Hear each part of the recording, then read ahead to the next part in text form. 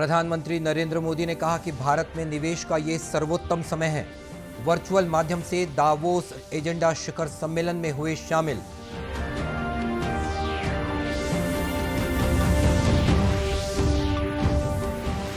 केंद्रीय वित्त मंत्री ने लगाए आरोप, देवास डील मामले में तत्कालीन यूपीए सरकार ने किया था संसाधनों का दुरुपयोग।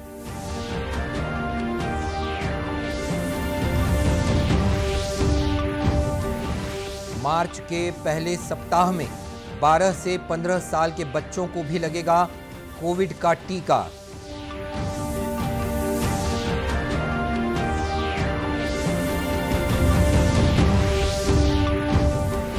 और बस्तर में पुलिस और माओवादियों के बीच मुठभेड़ में 6 माओवादी ढेर, हथियारों के साथ एक शव भी बरामद।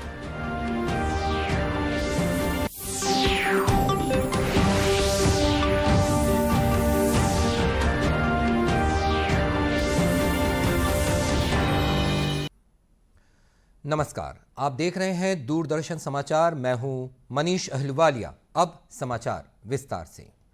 प्रधानमंत्री नरेंद्र मोदी ने विश्व आर्थिक मंच के दावोस एजेंडा शिखर सम्मेलन को संबोधित करते हुए कहा कि भारत में निवेश का ये सर्वोत्तम समय है।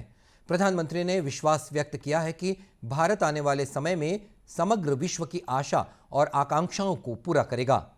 प्रधानमंत्री ने सम्मेलन को वर्चुअली संबोधित करते हुए कहा कि भारत अपार शक्ति और ऊर्जा के साथ लगातार आगे बढ़ रहा है। उन्होंने कहा कि देश स्वतंत्रता की 75वीं वर्षगांठ मना रहा है। भारत ने हाल में 160 करोड़ से अधिक कोविड रोधी टीके लगाए जाने की उपलब्धि भी हासिल की है। प्रधानमंत्री ने कहा कि कोरोना संकट में भारत ने 80 करोड़ से अधिक नागरिकों को निःशुल्क खाद्यान्न उपलब्ध करवाकर अपनी क्षमता का उदाहरण दिया है।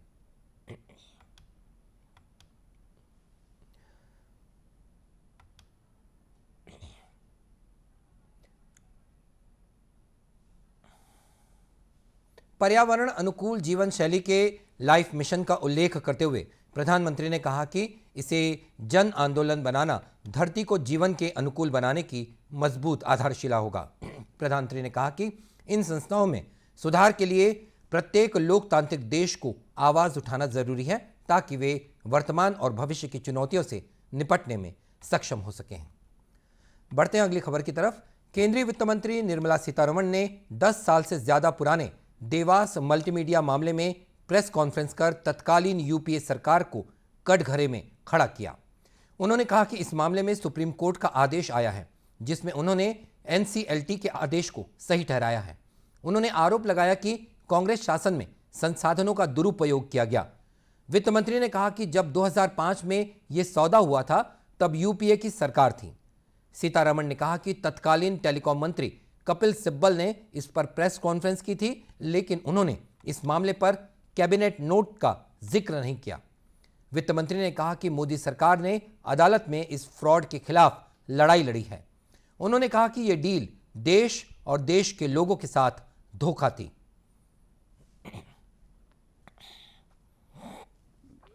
और क्या राहुल गांधी जी इसके विषय में कांग्रेस में चर्चा की है? इतनी बड़ा घोटाला, देश का इतना बड़ा नुकसान कांग्रेस पार्टी के सरकार के समय हुआ, प्रश्न पूछा या उस ऑर्डर को कैंसिल करके फाड़ करके फेंका? कुछ किया? कुछ भी नहीं किया। मोदी सरकार आने के बाद ही इतना प्रयत्न चल रही है जिसके वजह से आज सुप्रीम कोर्ट में हमें सफलता मिली। मगर ये है level of corruption of UPA, और सरकार 10 साल से इसके इतना मेहनत करके कोर्ट में जीत कर आने के लिए इतना कदम उठा रही है। That's the level of fraud that Congress party perpetrates and accommodates. केंद्रीय वित्त मंत्री ने पत्रकारों से बातचीत में कहा कि 24 फरवरी 2011 को तत्कालीन प्रधानमंत्री मनमोहन सिंह ने कहा था कि एंट्रिक्स और देवास डील को मंजूरी देने के लिए पीएमओ की जरूरत ही नहीं पड़ी। केवल 2 सैटेलाइट को लॉन्च करने की बात कैबिनेट के संज्ञान में लाई गई थी। देश में 157 करोड़ 91 लाख से अधिक कोविड रोधी टीके लगाए जा चुके हैं। स्वास्थ्य मंत्रालय के मुताबिक एक दिन में ही 67,95,000 से अधिक टीके लगाए गए। कोविड कार्यकारी समूह के अध्यक्ष डॉक्टर NK अरोड़ा ने बताया कि जल्द ही 12 से 14 साल के बच्चों का टीकाकरण भी शुरू कर दिया जाएगा। उन्होंने कहा कि 15 से 18 साल वाले युवा साथियों ने जो उत्साह दिखाया है और उनके माता पिता ने जो सहयोग किया है वो बहुत ही सराहनीय है। अब तक लगभग 4 करोड़ बच्चों को टीके लग चुके हैं। उन्होंने कहा कि ये प्रयास किया जा रहा है कि फरवरी के आखिरी हफ्ते या मार्च के पहले हफ्ते में 12 से 15 साल के बच्चों में भी कोविड टीकाकरण आरंभ किया जा सके। वहीं केंद्रीय स्वास्थ्य मंत्री मनसुख मांडविया ने कहा कि इस वर्ष 3 जनवरी से अब तक 15 से 18 वर्ष आयु वर्ग के 3.5 करोड़ से अधिक किशोरों को कोविड टीके की पहली डोज लगाई जा चुकी है। श्री मांडविया ने एक ट्वीट में टीके लगवा चुके किशोरों को बधाई दी। उन्होंने कहा कि युवाओं में कोविड टीकाकरण के लिए आश्चर्यजनक उत्साह देखा जा रहा है। छत्तीसगढ़ में कोरोना संक्रमण की रफ्तार बढ़ती जा रही है। संक्रमित मरीजों की संख्या के साथ ही अब मृतकों की संख्या भी बढ़ रही है। पिछले 24 घंटे में प्रदेश भर में कोरोना से 10 लोगों की मृत्यु हुई है। देर रात जारी रिपोर्ट के मुताबिक प्रदेश में 38,064 सैंपल्स लिए गए हैं, जिसमें 4,574 लोगों में कोरोना संक्रमण की पुष्टि हुई है। प्रदेश के स्कूली शिक्षा मंत्री डॉक्टर प्रेमसाय सिंह टेकाम भी कोरोना संक्रमण की चपेट में आ गए हैं। सोमवार रात उनकी रिपोर्ट पॉजिटिव बताई गई। उसके बाद उन्होंने खुद को ही घर में आइसोलेट कर लिया है। तीसरी लहर में अब तक 2 मंत्री और दर्जन भर विधायक संक्रमण की चपेट में आ चुके हैं। इस तरह प्रदेश में कुल संक्रमित मरीजों की संख्या 31,960 पहुंच गई है। इधर आइसोलेशन की अवधि 14 दिन से घटाकर 7 दिन करने का असर भी अब दिखने लगा है। सोमवार को दिन भर में 5,396 लोगों को स्वस्थ घोषित कर अस्पतालों और होम आइसोलेशन से छुट्टी दी गई। इनमें से केवल 179 लोग अस्पतालों में थे। दुर्ग में सबसे अधिक 1,862 मरीजों को छुट्टी दी गई है। तीसरी लहर के दौरान एक दिन में डिस्चार्ज होने वालों की ये सबसे बड़ी संख्या है। और समाचार का सिलसिला आगे भी जारी रखेंगे। फिलहाल लेते हैं छोटा सा विराम।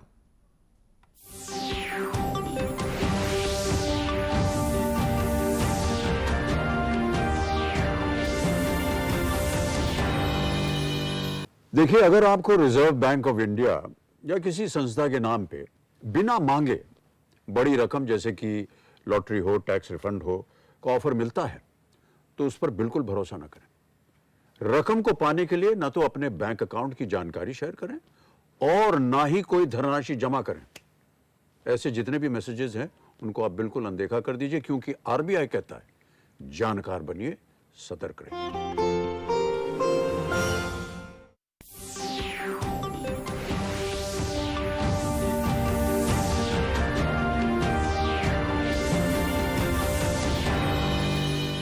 और ब्रेक के बाद एक बार फिर स्वागत है आपका दूरदर्शन समाचार में। राजनांदगांव जिले के पुलिस बुनियादी प्रशिक्षण विद्यालय का चयन भारत सरकार के यूनियन होम मिनिस्ट्री ट्रॉफी के लिए किया गया है। इस पुरस्कार के तहत भारत सरकार द्वारा संस्था के उन्नयन हेतु 2 लाख रुपए नगद पुरस्कार दिए जाते हैं। PTS के पुलिस अधीक्षक इरफान उल रहीम ने इस अवार्ड का श्रेय अपने वरिष्ठ अधिकारी सहित अपने सहयोगी अधिकारियों को दिया है। उन्होंने बताया कि राजनांदगांव जिले में पुलिस प्रशिक्षण विद्यालय की स्थापना 61 वर्ष पूर्व की गई थी और अभी 77वें नव आरक्षकों को बुनियादी प्रशिक्षण दिया जा रहा है। यहां पर नव आरक्षकों को BPRND के मापदंड के अनुसार 92 बिंदुओं को पूरा कर कमांडो का प्रशिक्षण दिया जाता है। अधिवेशन में वर्ष 2019 और 20 और 21 दोनों award home minister of India का यह अवार्ड हमें प्राप्त हुआ है। इसी तरह से वर्ष 1914-15 में यह अवार्ड हमें प्राप्त हुआ था। इस तरह से यह तीसरा वर्ष है और भरसक हमारा प्रयत्न होगा कि जिस तरह से वरिष्ठ अधिकारियों का मार्गदर्शन प्राप्त हो रहा है और टीम वर्क काम कर रही है, आने वाले वक्त में हम चाहेंगे कि आज हम पूरे इंडिया में एक बेस्ट पुलिस ट्रेनिंग इंस्टीट्यूशंस की जगह अपना बनाए हुए हैं। इसमें हम अपना स्तर और ऊंचा करना चाहेंगे। पुलिस प्रशिक्षण विद्यालय राजनांदगांव को इससे पहले 2014-15 और 2018-19 में भी यूनियन होम मिनिस्ट्री अवार्ड प्रदान किया जा चुका है। छत्तीसगढ़ के 2 जिलों में पुलिस और माओवादियों के बीच मुठभेड़ में कुल 6 नक्सली मारे गए हैं, जबकि एक जवान घायल हो गया है। बताया गया है कि बीजापुर जिले में इलीमिडी थाना क्षेत्र के सेमलडोडी और तेलंगाना के पेरूर के पोनगुलू गांव में ग्रे हाउंड्स और डीआरजी और सीआरपीएफ के साथ मुठभेड़ में एक महिला माओवादी और 4 पुरुष माओवादी ढेर हो गए। वहीं एक जवान भी जख्मी हो गया है, जिसे बेहतर इलाज के लिए एयरलिफ्ट कर तेलंगाना के वारंगल भेजा गया है। बस्तर रेंज की आईजी पी सुंदरराज ने कहा है कि घटनास्थल से सर्चिंग करने के बाद जवानों ने सभी माओवादियों के शव और के साथ ही एलएमजी और एक एसएलआर राइफल भी बरामद की है। सुकमा जिले के एसपी सुनील शर्मा ने बताया कि छत्तीसगढ़ तेलंगाना बॉर्डर पर बड़े नक्सली लीडर्स की उपस्थिति की सूचना पर ग्रे हाउंड की टीम आज सुबह नक्सल ऑपरेशन पर निकली। इस बीच जवान जब बीजापुर के उसूर थाना क्षेत्र के जंगलों में पहुंचे तो पहले से ही घात लगाए हुए माओवादियों ने जवानों पर फायरिंग शुरू कर दी, जिसका जवानों ने भी मुंहतोड़ जवाब दिया। बस्तर तीनों जिलों की संयुक्त फोर्सेस मिलकर मारजू व कटे कल्याण क्षेत्र में जहां पे बड़े जो नक्सली हार्डकोर नक्सली डीवीसीएम कैडर के उनके साथ 35 से 40 नक्सलियों के जमावड़े की खबर प्राप्त हुई थी। इसमें यह खबर प्राप्त हुई थी कि वो लोग किसी न किसी बड़े टारगेट पर अटैक करना चाह रहे हैं, तो उसी को काउंटर करने के लिए हम लोगों की टीमें तीनों जिलों से रात में निकली थी 9:30 बजे 10 बजे के करीब। अर्ली मॉर्निंग में लोगों के साथ एक्सचेंज ऑफ फायर चल रहा है सुबह से, और जिसमें कई नक्सलियों के मारे जाने की संभावना में लग रही है, जो ग्राउंड रिपोर्ट्स आ रही है। साथ ही साथ एक नक्सली का इसमें शव भी बरामद हुआ है। अभी हमारा पूरे इलाके की सर्चिंग में और पूरी टीम जो है फील्ड पे इसको मॉनिटर कर रही है और पूरे इलाके की कार्डन एंड सर्चिंग ऑपरेशन चालू है। और इसी तरह की दूसरी घटना दक्षिण बस्तर दंतेवाड़ा के थाना कटे कल्याण से लगे सरहदी जिले सुकमा और बस्तर के थाना तोंगपाल टहकवाड़ा क्षेत्र में हुई, जहां लगभग 20-25 की संख्या में सशस्त्र माओवादियों के होने की सूचना मिलने पर जवान सर्चिंग पर निकले। इस दौरान कटे कल्याण और तोंगपाल थाना क्षेत्र के जंगल और पहाड़ियों में डीआरजी टीम और माओवादियों के बीच मुठभेड़ हुई। इस मुठभेड़ में एक महिला माओवादी को जवानों ने मार गिराया।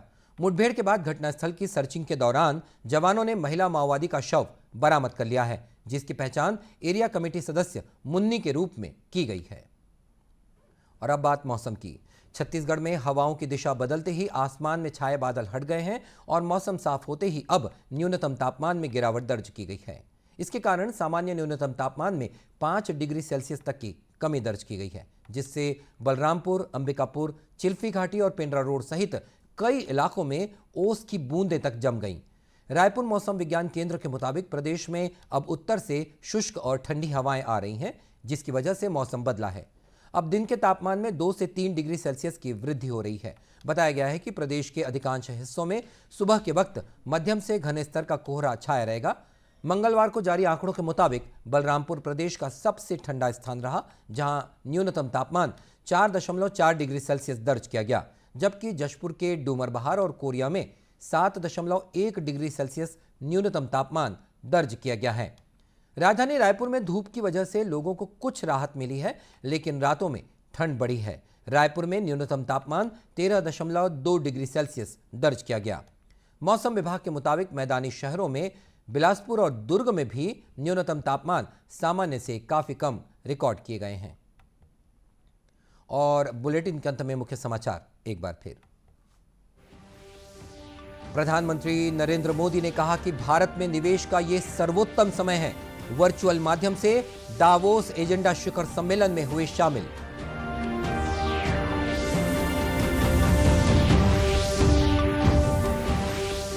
केंद्रीय वित्त मंत्री ने लगाए आरोप, देवास डील मामले में तत्कालीन यूपीए सरकार ने किया था संसाधनों का दुरुपयोग।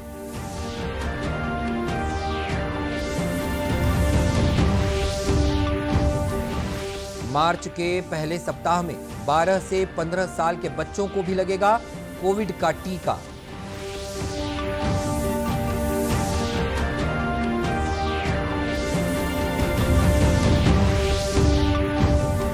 और बस्तर में पुलिस और माओवादियों के बीच मुठभेड़ में 6 माओवादी ढेर, हथियारों के साथ एक का शव भी बरामद।